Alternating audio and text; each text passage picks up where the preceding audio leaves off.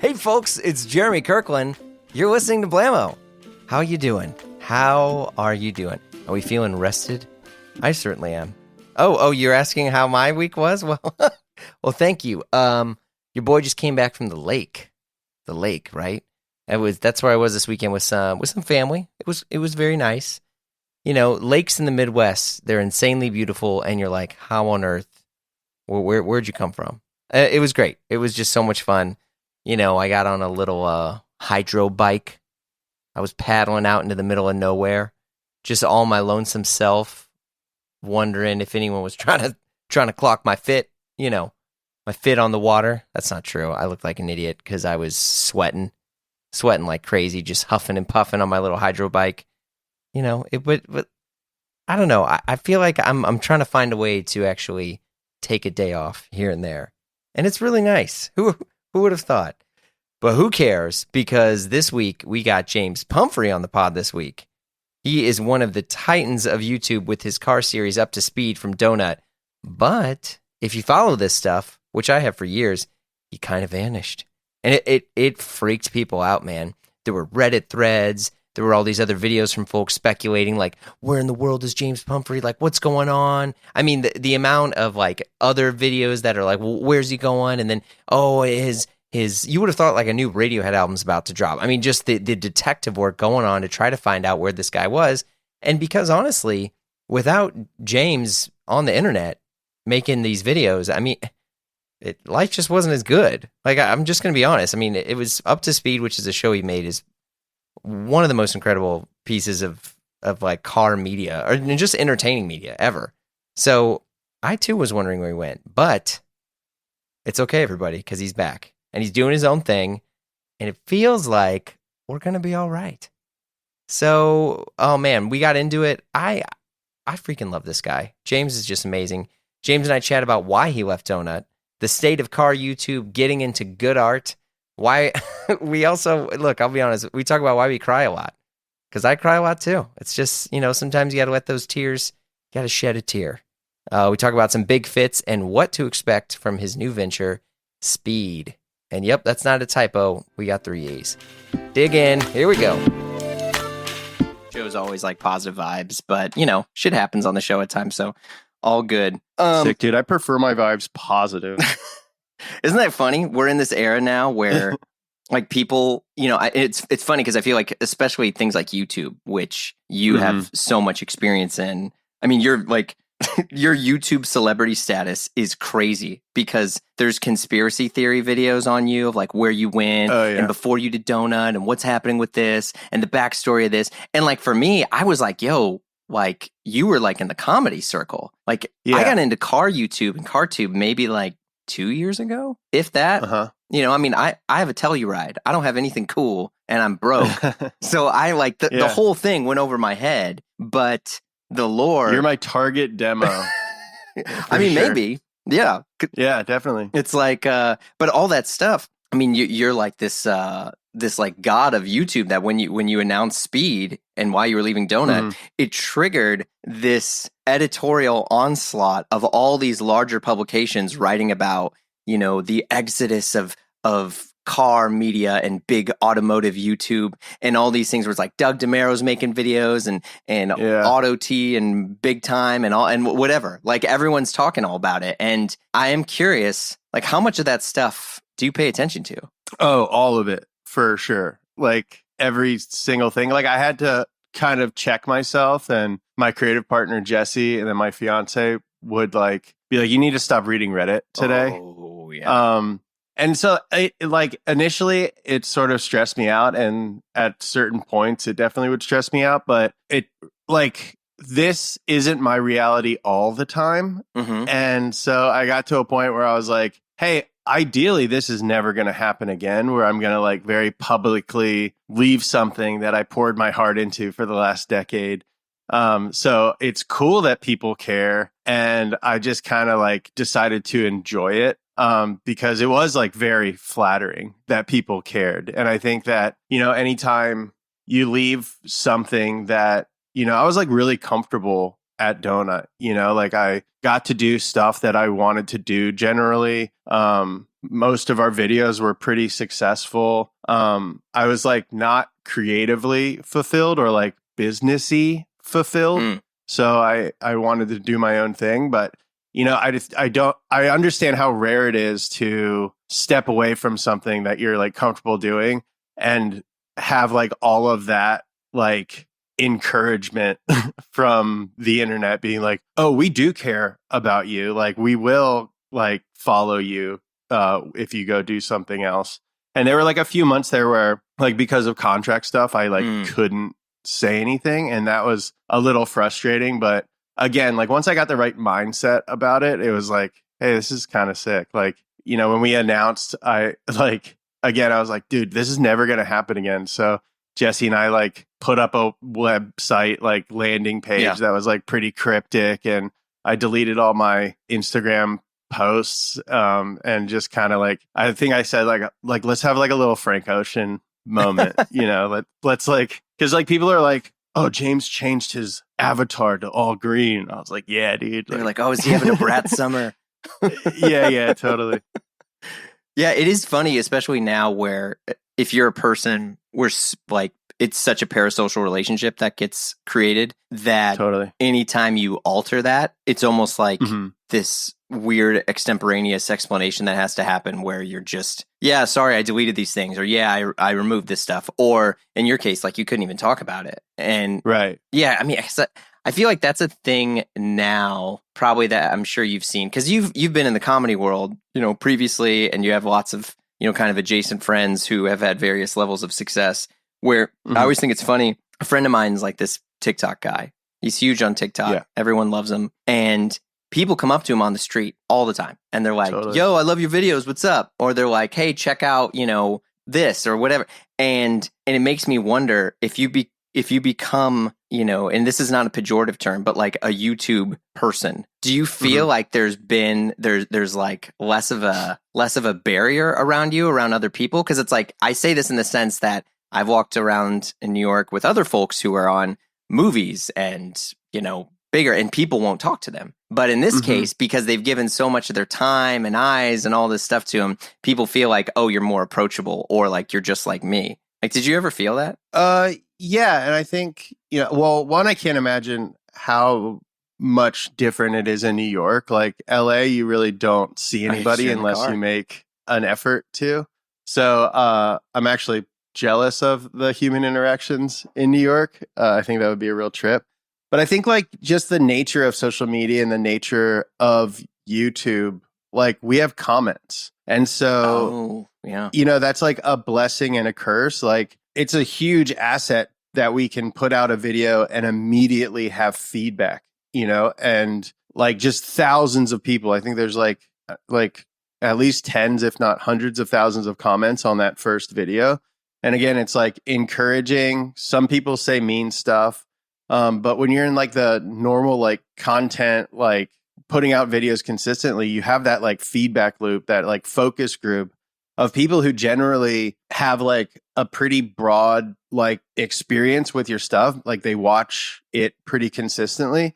So like in that way, it's very like useful, I think. And I think because of that, like kind of two-way conversation, like I can't tell Tom Holland what I thought about the last Spider-Man movie, but my audience can tell me exactly how they feel about everything that I do. Like literally everything I do is either YouTube or Instagram or TikTok, and they get to talk to me on all of those platforms. So like the very nature of our relationship is two ways. Yeah. And I think in order to be successful in this space, like you have to, respect that relationship and really like operate in that like two-way relationship. So, I definitely think that there is less of a barrier between someone like me or someone. Is it the watch guy, Sam? Mike Nouveau. Yeah. I'm a big fan too. I would say what's up to him if I saw him. Well, I mean, and that's the thing. And he loves it. And like, it never bothers him. And he's super cordial and chill about it. But I was like, yo, I mean, we were just walking down the street and all these folks, oh, yo, I love your, like multiple people. And they're like shouting out his name and stuff. And I think that's cool. Like, again, there's nothing wrong with it. Everyone's polite and chill. But the bigger thing, which I'm sure I'll kind of say this because most of my audience is, kind of all over the place. When you launch Speed, you get basically 1 million subscribers in like less than 24 hours. It took 11 days to hit. Okay. To hit 1 million. Well, so and the last 50,000 came in like 3 days. So it was like, come on, guys. But then your video, as of now, is approaching 6 million views. Mm-hmm. You have over 34,000 comments. And as a person who's worked on TV shows and seen TV shows, a big debut for a TV show is like 400,000, 500,000. And that's like, that's big numbers on some of these shows that are costing $80 to $100 million to make. And you're doing this with you in front of a camera and your bro editing it. Like I think that stuff, I don't really think people have any understanding like how big the YouTube stuff is, especially now where I find myself just watching YouTube at night, like on my TV.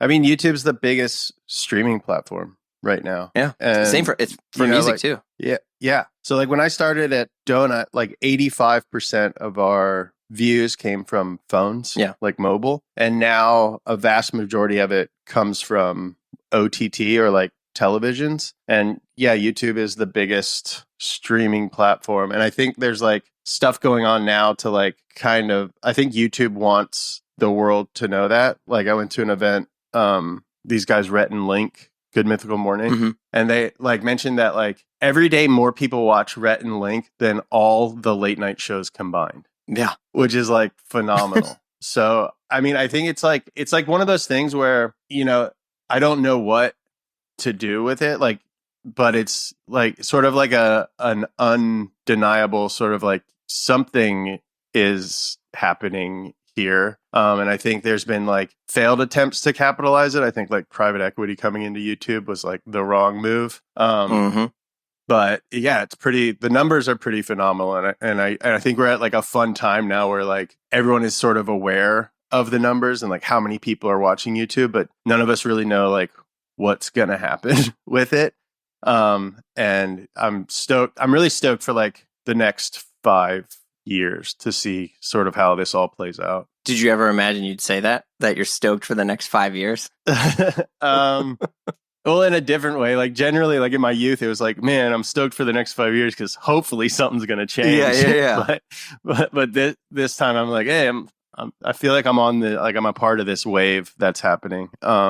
And yeah, so I'm very interested to see how things go. What have been all the stuff that you've been doing to kind of like disconnect and process this? Because obviously with, the transition period between Donut and Speed, and even now, I mean, if you're, what's your touch grass moment here? What are the things that you've been doing? Well, I have like a good base. Like my fiance's great. Jesse, who's like my creative partner, he's also like my best friend. So he like knows what is going on, but he's also like not in front of the camera, so he's like disconnected from it, so he can give me like really good perspective. But I've been like walking a lot. So like 20 to 40,000 steps a day. Whoa. And so I think just doing that has been pretty good.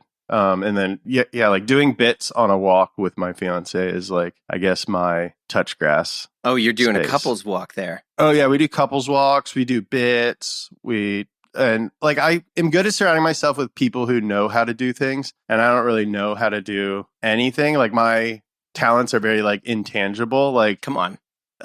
So like I couldn't get another job. I've like looked into like doing this thing. So like I feel like I operate like up here, like, wait, what do you think? And so like taking walks with Riley, my fiance, is like a great place to be like, hey, like what if I did this? And she's like, oh yeah, it sounds great. So it's hard to turn work off, but I guess it's like a good yeah. And it gets like my dopamine going. Yeah, dude. So I mean, yeah. So I'll go on walks and I get obsessed with so like I didn't finish school and yeah.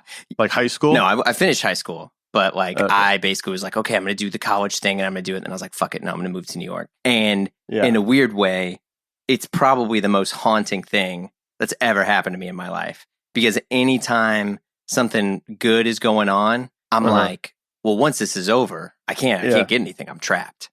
Yeah, totally. And like, how often have you felt that? Because it sounds like we're kind of in the same boat here. Obviously, you're an order of magnitude more successful, but like the sense that like you feel trapped by what you do, so then you force yourself to work harder at it, so you're not. But then you get good at what I definitely you feel wouldn't trapped by. say for sure. I definitely wouldn't say trapped, but I would say like I've made the decision, and like I'm on the path, and I think it is like scary, but also very useful to like be like, well, this is what I'm doing.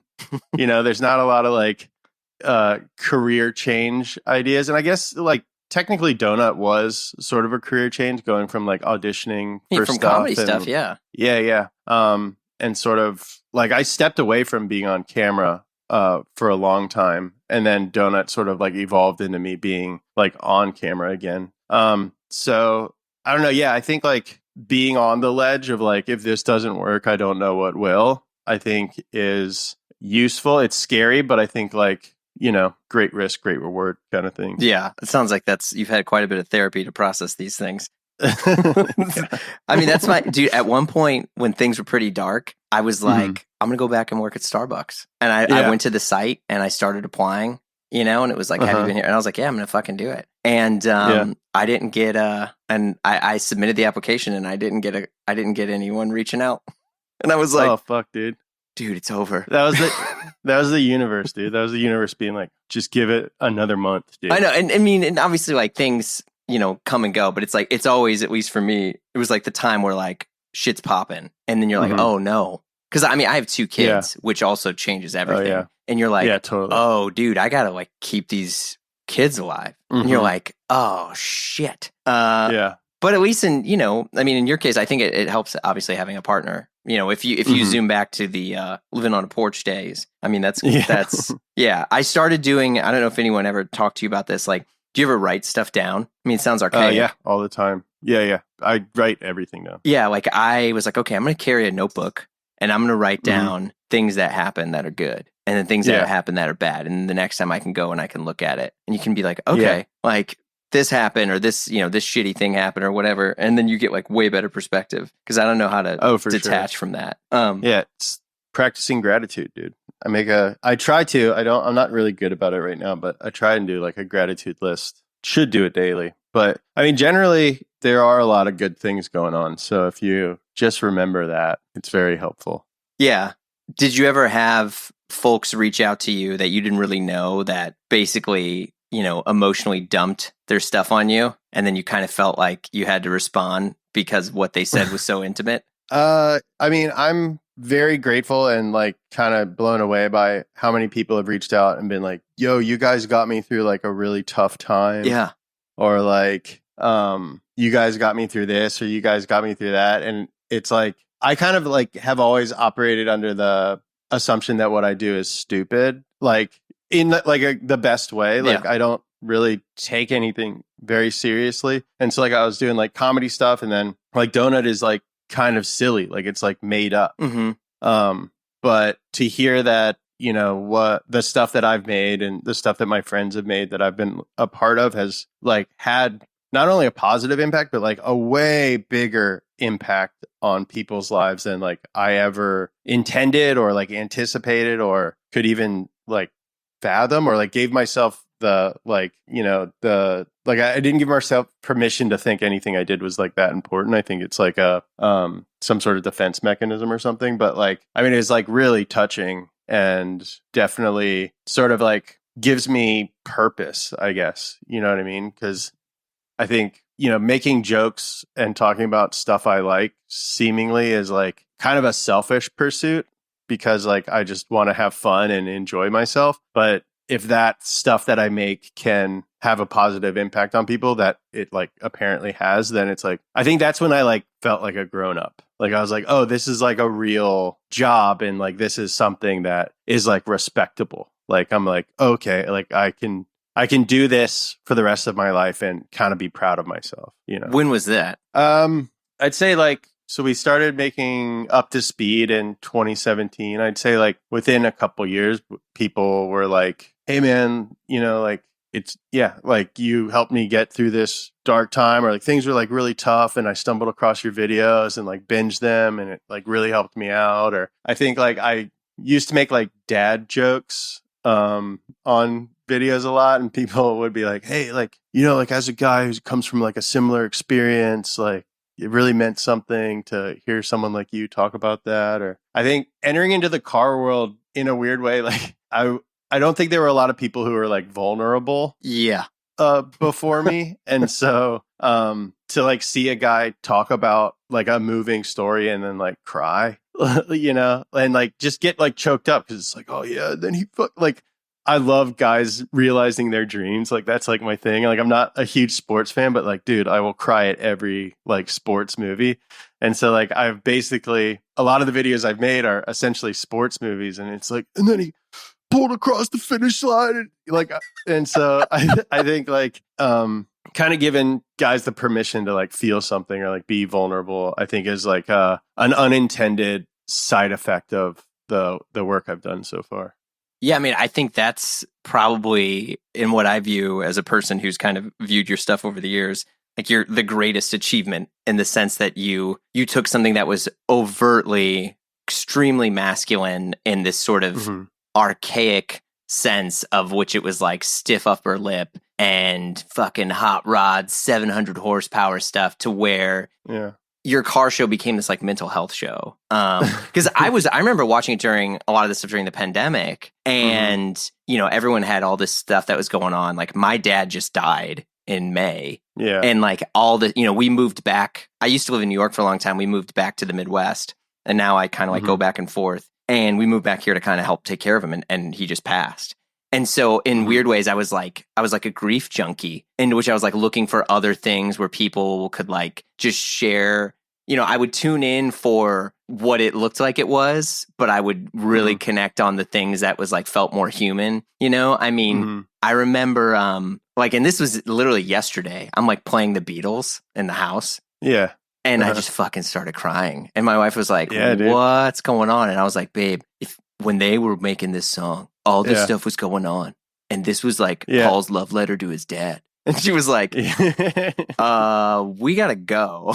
I was just like, but like, I feel like now more than ever, I'm just like looking for this like constant human connection, like bawling through every episode of The Bear, rewatching it, but I think it's really cool that you embrace that and you're aware of that, I mean, especially when it doesn't feel like you communicate that you have to perform in that instance where it's like, shit, okay, here comes this part of the video, I gotta get emo.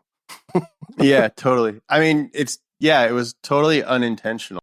Wait a second. I got to get my bids in on the Bezel app, but more on that in a minute. I get all sorts of emails and questions from you all, which I love to read and respond. And one thing I constantly get, and even read in the Blamo Slack, is what watch should I buy and where should I get it?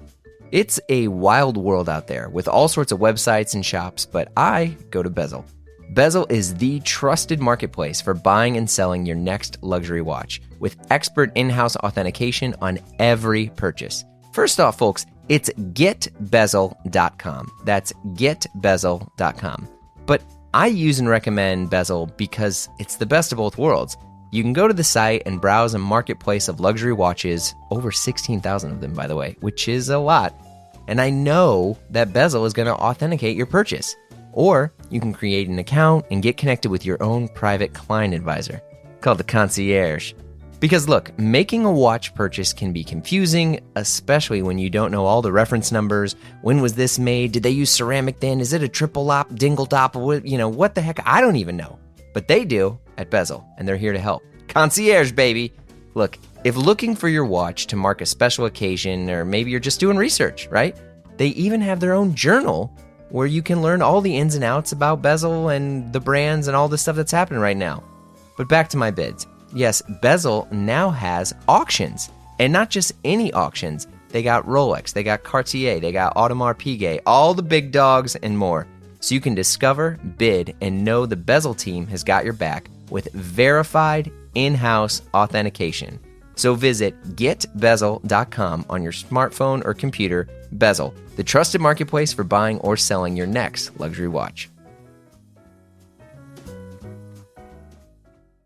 like I think we chose really great stories a lot of the time. And I think like a lot of these stories that we told are like very moving. And then, I was fortunate to have a lot of really talented people working with me. So like the ability to like craft the story around it. Like it got me. Like I feel like, and again, that's like, I think what's so beautiful about the relationship with like YouTube is like, I guess I'm feeling the same thing that like the audience is feeling, where it's like, yo, like I'm not like channeling anything. I'm not like pretending the guy sitting across from me is like my dad.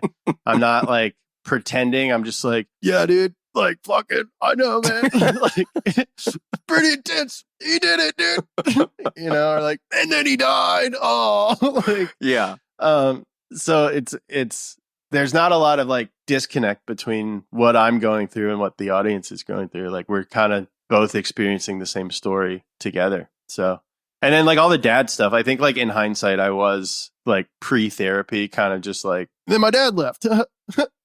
Yeah, right? Like, it's like the more I say it, the less. There was like a Simpsons joke where it's like, we need to say something that the more we say it, the less funny it is, Yeah, and totally. like it was like Homer's, barbershop quartet band or whatever. And you're like, oh yeah, if the more I can like accept this reality, maybe I can, or if I hit myself over the head with it, maybe I can accept it more. And you're like, what the fuck? For sure.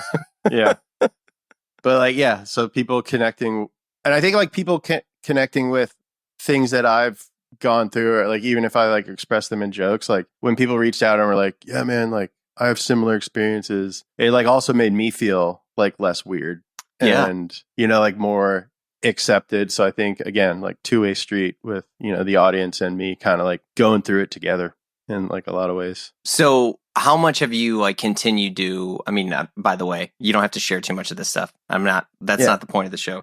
But like how much of that have you, because you were saying like you're aware of it, but you haven't felt like you had to kind of lean on it. But do you feel that like we're at this era now in terms of content, for lack of a better term, that like that's the stuff we're all looking for? Like authenticity? Yeah, I think that's a bigger thing where it's like I feel like now we just crave stuff that feels more real. Yeah, I think I've been like thinking about where content is like a lot lately. I think, obviously a lot of that is sort of spurred by the fact that I'm starting a new thing. But I do think like regardless of my situation, I am excited about what's going on right now. I feel like, like I'm a big believer in like the pendulum swing of like culture. And I think we're definitely at like a time of great change. And it feels like the best way I've figured out how to express it so far is just like, I feel like everyone's just gonna like chill out a little bit. Yeah.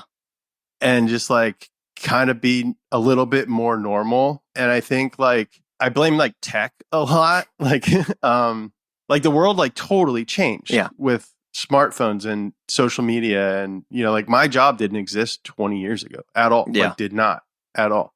And so like, I think like this whole thing kind of like exploded at the beginning of, the 2000s or whatever. And like then into like the 2010s, and everyone like freaked out and everything was like, money was fake. And like everyone was like, oh, like I started a company where we deliver toothpaste to your work and I just sold it for $150 million. And it's like, that doesn't sound like you opened a toothpaste store and you sold it for, dude. Hi, sharks. Because you can do it. Yeah.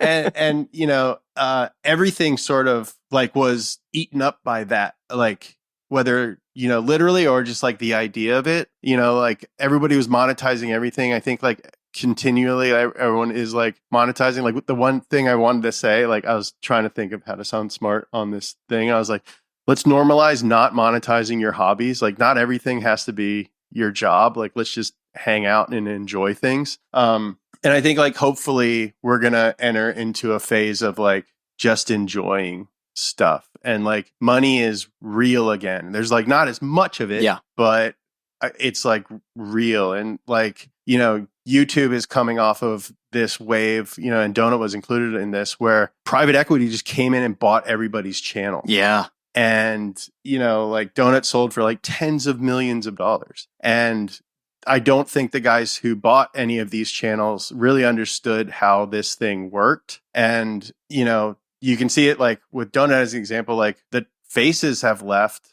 and the guys really didn't put up a lot of effort to like keep us. Like they were like, oh, all right, good luck. And we were like, no, dude, do you understand? Like, this is a big deal if we leave. Like, we don't want to leave. And they're like, no, like, good luck, dude. That's good, and though. I think they're, yeah, totally. So like, I think like across the board, like MatPat got bought, like a lot of, channels got bought. And I don't think it like really translates into like operating a business in the way that like people traditionally operate them. So like, I am excited about, I think like the wave of YouTube coming up is like people operating like small businesses. Yeah. Like with Speeed, we have a few guys involved right now. We don't have any money. And so like we aren't giving it, like everything's like profit share. Smart. Because like we're not even giving people equity because we're not, that's only if we sell it. So like we all kind of own it, but like here's how we're going to split up the money that we make. And I think that there's a wave of that happening right now. And so like I guess there is like I think like a wave of like authenticity, but like not authenticity in like a put on way, like actually like authentic, like not slow song authenticity, but just like normal authenticity, like not as many hardcore niches. You're allowed to like a bunch of stuff. Everything's just kind of chill. No, I think you're right. Like, there's definitely something in the air in terms of like how we're engaging with media, specifically any sort of YouTube or Instagram or whatever, where, yeah, you're right. Like early on, people would like live through others vicariously through absurd levels of luxury. Like you were attracted to people, like DJ Khaled, right? He's probably my favorite person to follow online. And I'm not gonna lie, I'm a little annoyed and bored with all the private jets and all this stuff. And I'm like, yo, man, what about just making a sandwich? Like, what the what's like, and now I've found myself being more drawn. I was like telling my wife this. I was like, yo, I think I'm gonna try to enter my normal person era, into which birthday party just had it the other day, and we like didn't do anything. We made some fucking incredible BLTs. Yeah, dude. It was amazing. We had BLTs and I listened to some records and I watched House Guest with Sinbad and I was like, this is that's a classic. Oh dude, it's so fucking good. It's so underrated, criminally underrated. But I was like, this is great. Like this is, I don't need all these like absurdly theatric, high production, nutty things, DJ like Aoki freaking spraying bottles where it's just like, and I was like, maybe it's my age, but I feel like no, like other people I've talked to, you just want something that feels a little bit more like the current state you're in. I think we're just exhausted, dude. Like I think at the end of the day, cool will always be cool. Like cool will always win. Yeah.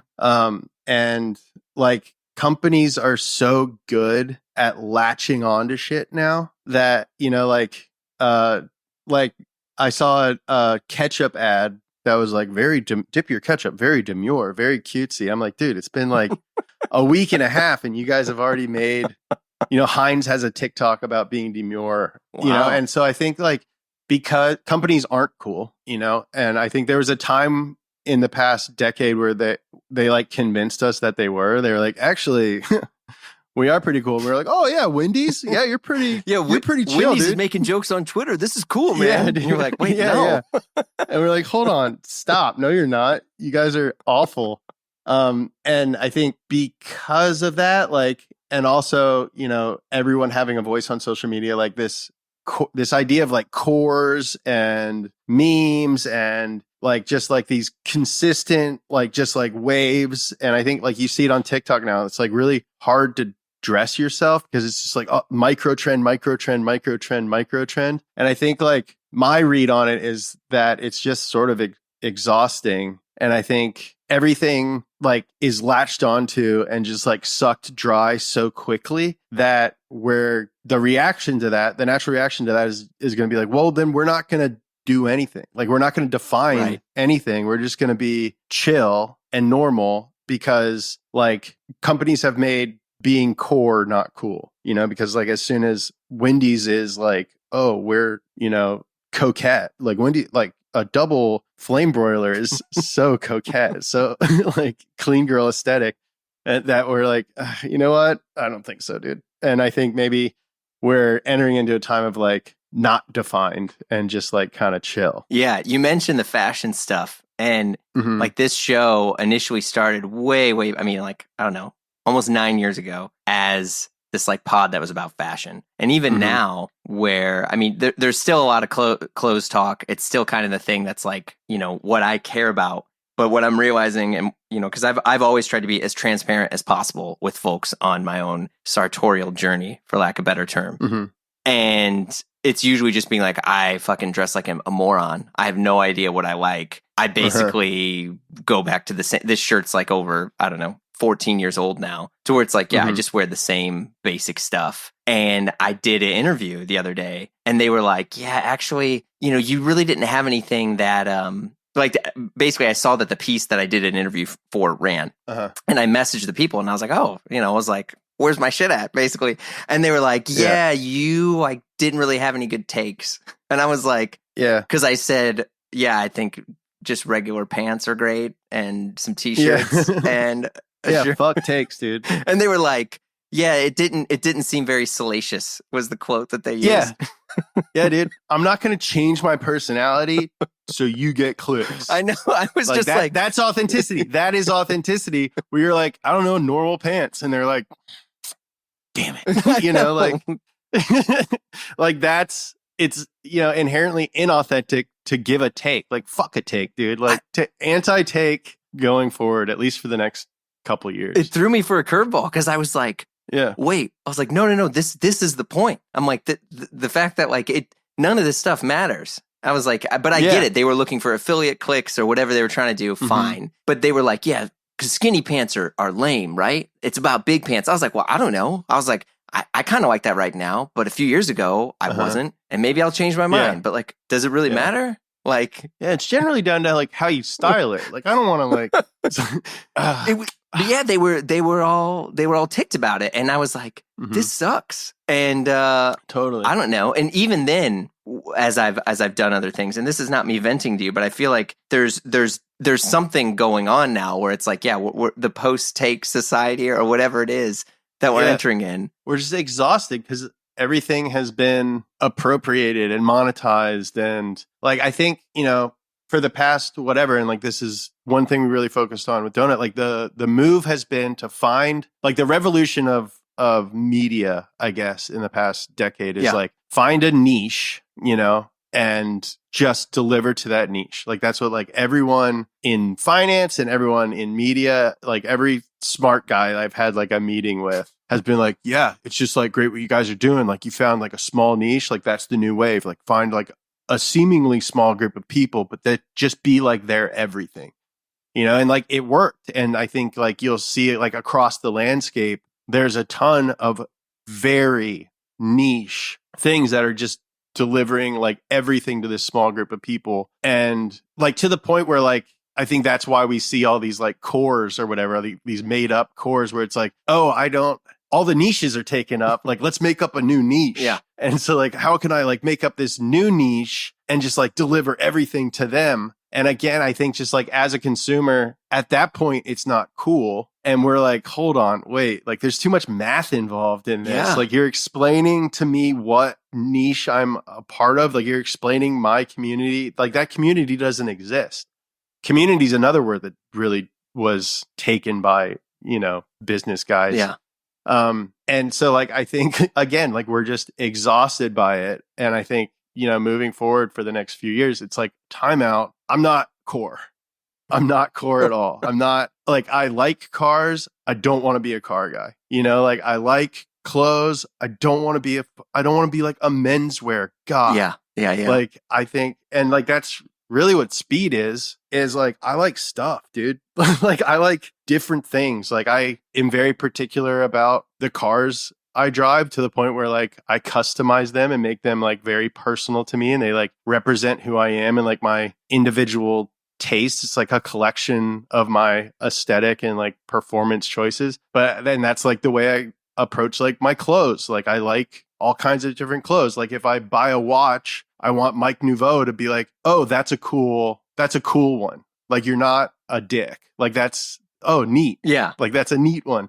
Boots, or like, I want to buy the right drone, or like speakers. I want like an audiophile to come to my house and be like, oh, these are cool. Yeah. But I also want to like be a good guy, I guess. And so I think the core thing has sort of like kept people from liking stuff. And I think you're just like kind of allowed to like something without being like ahead, like, yeah, I don't have to be like I like it, but I haven't liked it since 2010, like, and I'm only going to buy speakers once. So like I had a phase for 2 weeks when I was like shopping for these, and I know why these are good, but I'm not like core, and that's okay. It's okay to not be core, I guess. No, I mean, I think that's the thing. And, it's funny because as we're talking about this, we are talking about like things to acquire, like weird little achievements that we might be setting in our head, whether it's a watch or a car or some sort of thing. But I think, there's a person I know, an acquaintance, I'll say, and they are my barometer for when things are washed. Yeah. Well, because they like them, or because Bingo. like they're like, no. Okay. Because what happens is they're your Wendy's tweet. Yes, they are extremely affluent and very very they have a lot of money, and they tend to acquire things as like a trophy case. So say okay, we were talking about audio. They would be like, Jeremy, you said you're listening to music with a DAC. Like, what DAC do you recommend? I'm like, I don't know. I have this crappy one, but like there's this and this if you have this. And then they go and they get the best one. And then they move on. And they're basically just acquiring all the best stuff. And at one point, I was like, oh, fuck, like that's totally washed now because this person has it. And what I was trying to explain to them once, and I think this is the thing that we're getting at with the examples you were giving, it's like the whole point of this is, what's more fun? I want to fucking research something for like 25 hours to then try to like find it online and lose the auction or whatever it is. Like totally. That's my Super Bowl versus, all the money's there. I just press the button and now it's at my house. Totally. Yeah. And I think like that's the difference is like there is a point of entry. Yeah. Like that is required to be cool. Like you can, like you have to spend the 24 hours or 25 hours researching it. Like you can kind of cosplay as an enthusiast, but you gotta like earn it too. Yeah. Like we had like these like brand tenants that we developed at Donut when there was like 3 of us. So like when we were arguing about like a video concept or something, we could like kind of like point to one of the commandments and be like, hey, this isn't that's great. one of these. And like one of them was like every car is cool.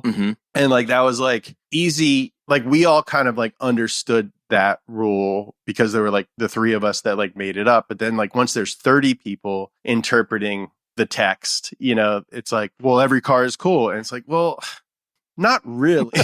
Like there's a lot of nuance in that statement. Sure. There's a lot of cars that aren't cool. I think like a more accurate way to word that is like, well, let's like give every car a chance. But like eventually some things just aren't it, and like you got to be prepared to kind of come to that conclusion. So I guess like, a guy asking a guy who's into something like, what's the best thing I should get? And then buying it is like not that cool. But spending 3 weeks as like an audiophile and like doing the research and scraping the auctions, like that's like a fun place to be for sure. Like you gotta, like you can be into something, but you have to like earn it a little bit. No, I mean, I think that's the thing. Have you ever heard of Goros? No. Okay, so Goros, very quick explanation. You've seen people like, John Mayer or whatever, and they're wearing little eagle feathers or little feathers around their neck. Yeah. There's this Japanese company called Goros, and it was, I think, Goro Takahashi. He was this motorcycle like legend dude who went and worked with this indigenous group and learned how to make some of their, silver feathers. But the whole thing about it, whether you agree with the history or not, is irrelevant to the fact that you can buy Goros right now, you and I, for, I don't know, it's like, I think a feather is like $3,000 or something like that for a little feather necklace, and it's silver. Mhm. I mean, you're wearing good art, which, it's funny. If you talk to Josh about good art, he's like, oh, I'll tell you about Goros. But the thing with what made Goros so attractive to so many people is that if you really want it, you have to fucking earn it. And so for a long time, the way that it works is you go and you line up, and it's like in Omotesando or whatever. And it's, in Omotesando Hills, and you go and you wait in line. This is in Tokyo. And it used to be all you needed to do was just basically wait in line. And then every day there'd be a raffle. And you try to get a number. And if you get a number, they're like, okay, like there might be 500 people lined up, but there's only 150 spots. Sorry, you didn't hit this time. And there's people who've been doing this for years. And when you go in there, you can't just go and buy the best thing. You can't the big flex is to get a full eagle, which is like the feathers and the eagle on there. And there's a few people who have gotten it, like Clapton's a big Goros guy. And so there's a handful of people who have earned this level of status. But there's other people who are extremely wealthy who will just buy it. And so Goros was like, no, we're tired of this shit. This is totally anti-capitalist. They're like, now if you really want this, you need a Japanese passport. So if you and I, I was in Tokyo and I couldn't line up. I can't go give 8 hours of my day to wait in line and not talk to anyone and just stand there like an idiot. And then people started buying property in Japan. To get a necklace? So they can get a Japanese card. So then they can get the chance to buy a necklace. Because it's still better to earn it than to just buy it. Yeah, that's sick. I love that. I 100%. But that's the final frontier. And there's a friend of mine he's an incredible collector. He's got all sorts of stuff. And that's his thing is he's like, look, man, it's Goros. But the joy is in the journey, right? The whole process of fucking waiting in line, whether or not you hit, whether or not you get a high number or a low number, because they only have limited stock. And you might go in and ask for hey, I want a white deer leather, kind of purse thing. And they'd be like, not today. And they fucking just dismiss you, man. Sorry. I love that. I love that, dude. That is so good. And I love that, because I think reselling has ruined a lot of stuff, obviously. Porsches. And so yeah. So, dude, I love that. That is so cool. I love holding on to your, ethics and morals or just your idea of what your brand is beyond, growth. That is, I'm very against grotesque growth right now or growth for the sake of growth. And I think that's so sick. I mean, I'm sure you've had opportunities in your life and career to really maybe overdo it that you had to kind of gut check where it's you know what, if I do this, if I'm in a Wendy's commercial, it's cool that I'll get, whatever, a paint to sample, whatever car that I'm going to get from this, but you might lose the authenticity to make videos for the next 10 years or whatever it is. That's always the line I feel to walk is how do you, it's you want to live enough to not worry about health insurance, right? Live well enough, but you can't eat too good. Totally. I think it's all, there's moral stuff that goes into it with working with brands specifically, but it's definitely a short term versus long term play. It's how do we do as well as we can right now, but have longevity. And I think very often the short term play puts the long term play in jeopardy. And so whether that's oh, I'm not cool anymore, so people don't like me, or my audience thinks I'm gross, or my audience thinks I sold them out or something. And really that's the thing that ultimately made me walk away from Donut. And I kind of talked about it in that video where it's my relationship with these people, I exist based on public opinion. There's a million mostly gentlemen out there who, for one reason or another, enjoy the things I make and enjoy hearing me talk about things that they like. And if I ruin that relationship, then I didn't go to college. I don't know how to get another job. I don't even know how to edit or anything. And so I just found myself being asked to put myself on the line, or my relationship with my audience on the line for with Donut. Eventually it was someone else's gain. Yeah. And so they were well, you got to sell out, but you don't get any of it. And I'm bad deal, dude. No way.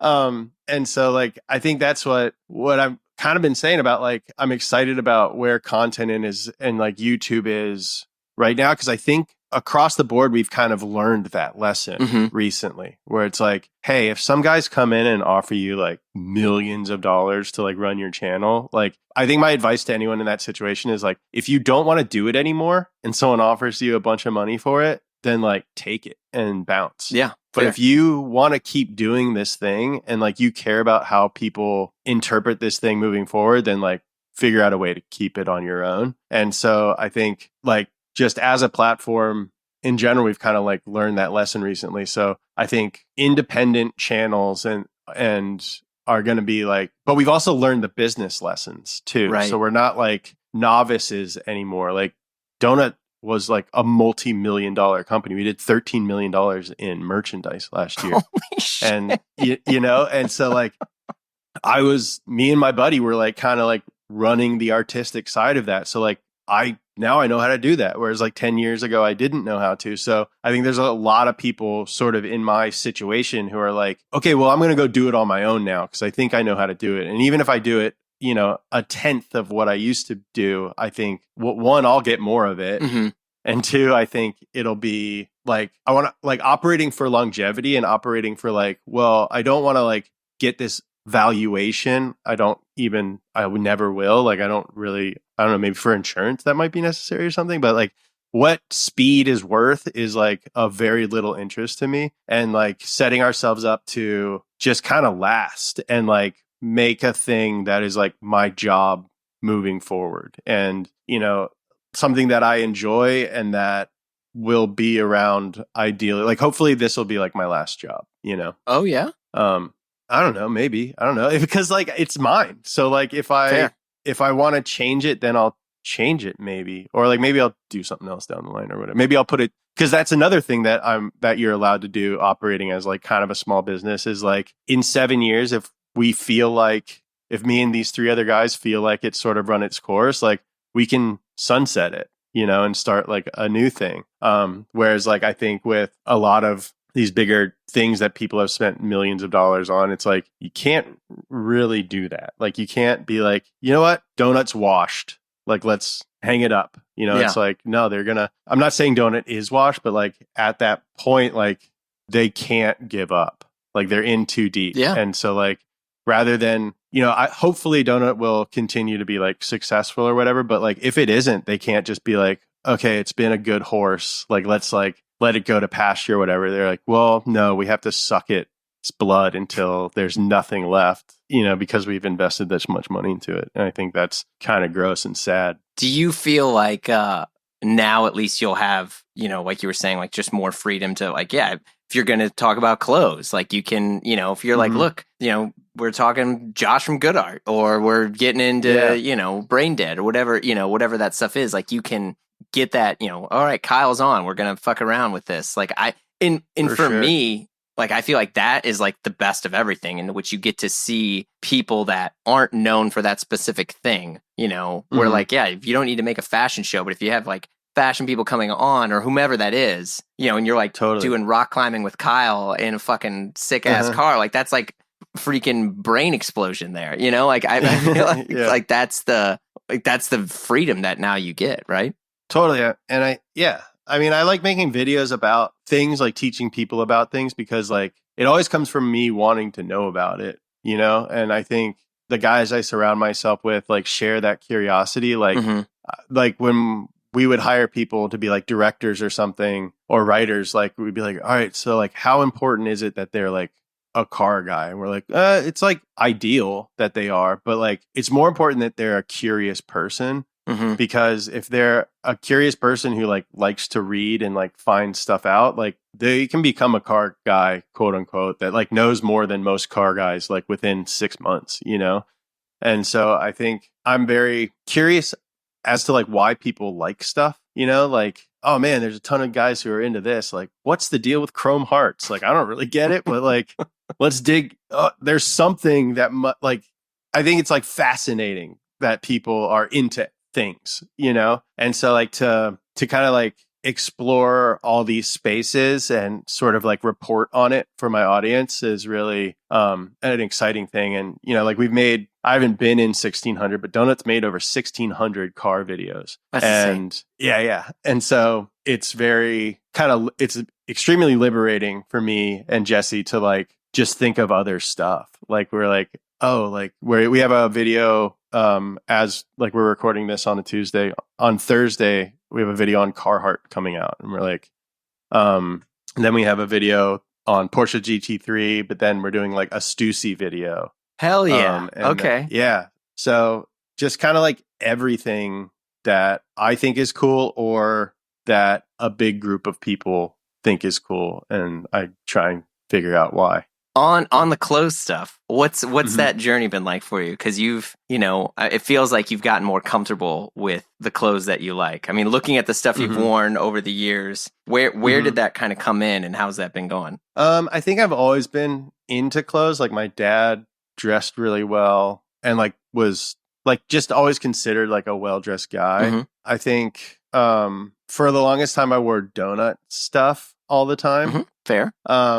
And I think like being involved in the apparel business of Donut was pretty fascinating. And so I think when we started talking about like the idea for Speed and like not wanting to do exclusively car stuff, I kind of realized like I am with clothes now where I was with cars 9 years ago, where it's like I'm not really a part of it, but I like it. And I'm sort of like on the outside, but it's all I really look at on the internet. And like all the podcasts I listen to are about clothes, and the videos I watch are about clothes. And so like as an outsider with that curiosity, sort of like trying to explain to myself what it is, I think like that's where the idea for this channel came. And it like initially like your podcast, like Speed, the idea for it was like all menswear. Yeah. And then we were like, we are not qualified to do this. Like, there's too many guys who've been working for too many years that we're not gonna, and then just like coming up with video ideas and stuff, there was like, well, it's just stuff. It's just like, it's a bunch of stuff guys like. So really, I think the best way to describe Speed is like a men's lifestyle magazine on YouTube. Hell yeah. So like just stuff, and then eventually like adventures. I think we want to go to Dakar. Oh boy. Yeah. So I guess like I've always been interested in clothes and got more interested in clothes when I was like making them, oddly. So the guy who designed all of the donut merchandise, this dude Andy Paz, is like a very cool guy who's like, was like a Fairfax kid, and then like has made merch for everybody and just like kind of been in it. And it's just sort of like once I realized that like cars were kind of silly and like it's just like a group of people like doing their thing. That's sort of where I'm at with like clothes. I think like I'm realizing like, oh, this is all kind of silly. Well, and so like let's enjoy it. Yeah, I mean, I think that's been the thing, at least for myself, where in my head I felt like I had to have this like Avengers assemble, where it's like, all right, I need the Navy sport coat from here. I need the pants made from this person. I need where I felt that I care less about the specific brand and more about like how I feel wearing it. And so which like there's a brand called 18 East, which is a friend of mine named Antonio Ciangoli. It's very kind of like, this is not pejorative, but it's like a skateboarder's like Patagonia thing from the 90s. Yeah. And it's fucking great.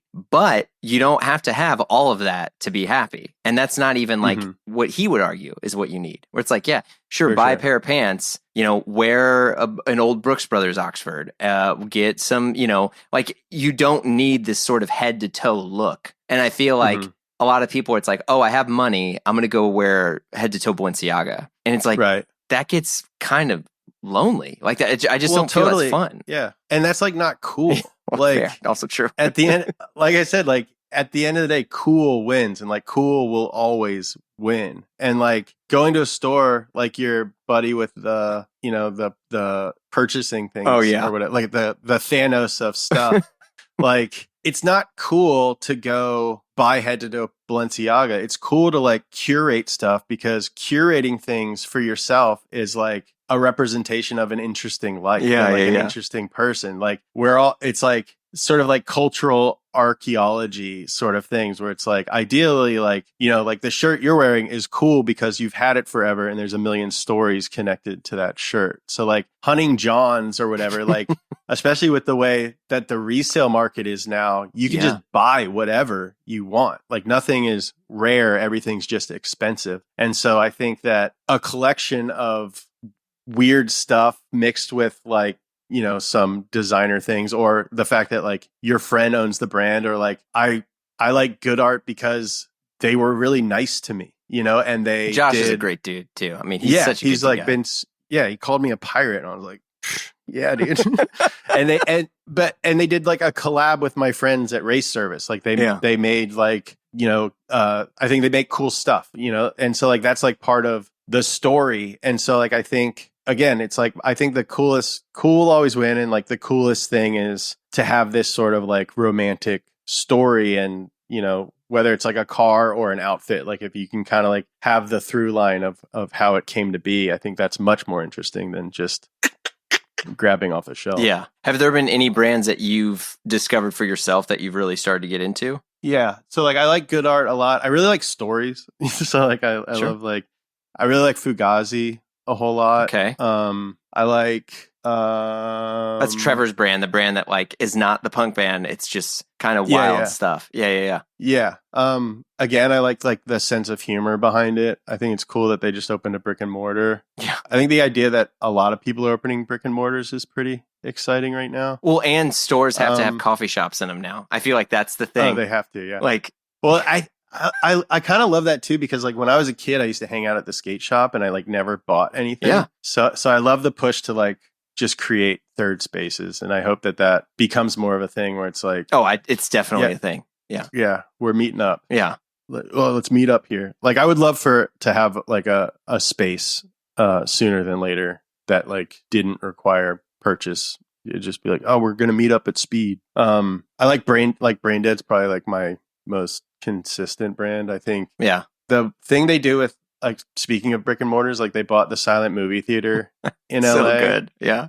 And like it's just like a very cool experience that I don't even know if that is a shopping experience, but I probably own like the most Brain Dead gear. I really like like Ralph Lauren for sure. Stussy is really cool consistently. I think it's like similar to Ralph Lauren in the way that like OG. Yeah, they sort of like avoided the hype train that a lot of their peers went through. Like not a lot there. I can't think of like a lot of like Stussy lineup situations. Like they were never like the biggest, but I think they've sort of maintained this like consistently cool kind of thing. And I think they've really become like this like transitional menswear thing, like kind of teaching the youth how to wear a blazer in some ways.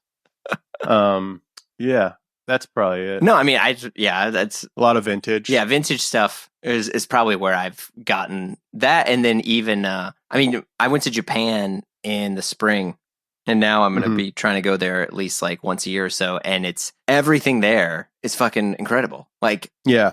And whether it's food or, I mean, their car scene's insane, but like it's totally have you been to Tokyo or anything? I haven't. Dude, there you go. But it's definitely like one place that like clothes and cars, like American fans are like, dude, you got to go to Japan. Like for both of those. Yeah. So I'm really, really stoked to like figure out a trip and like hit both of those things up. I was going to say, like, you go there now. I mean, you have the next half a year's worth of videos. Cause I mean, I'm trying to look right now. I have let's see, where is it? Okay. Right now it's 145 to 1.